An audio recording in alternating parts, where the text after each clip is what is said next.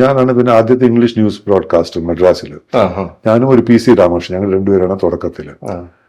അതിന്റെ അവിടെ ഉദ്ദേശം നമ്മൾ ഈ എന്താ ദൃശ്യമാധ്യമത്തിലേക്ക് കടന്നു കിട്ടിയല്ലോ, ഇത് പിടിച്ചിട്ട് നമുക്ക് സിനിമയിലേക്കുള്ള അതിനുള്ളൊരു സ്റ്റെപ്പിംഗ് സ്റ്റോൺ എന്നുള്ള രീതിയിലാണ് എടുക്കുന്നത്. പക്ഷെ പിന്നെ അവിടെ തന്നെ അത് എനിക്ക് ഇഷ്ടമായി, അവിടെ തന്നെ പെട്ടുപോയി തുടക്കത്തിൽ. പിന്നെ അത് എനിക്ക് ഇഷ്ടമായി. പിന്നെ ഡൽഹിയില് കേന്ദ്രീകരിച്ചപ്പോ അങ്ങോട്ട് പോയി. അവിടെ നിന്നായിരുന്നു വാർത്ത. നമ്മുടെ ആദ്യത്തെ ന്യൂസ് വാർത്ത ഞാനും നീതി രവീന്ദ്രനാണ്. നെറ്റ്വർക്ക് തുടങ്ങിയപ്പോ very first Indian newscast ഞാനും നീതി രവീന്ദ്രനും ഒരുമിച്ചാണ് ഡൽഹിയിൽ.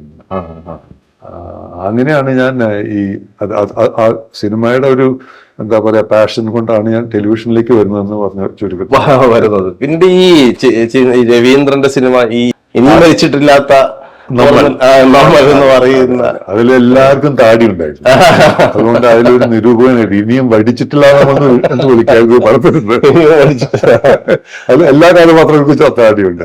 അതിനും പഴയ നക്സൽസ് എന്നുള്ള അത് രവി അങ്ങനെയാണ് രവി പരിചയപ്പെടുന്നത്.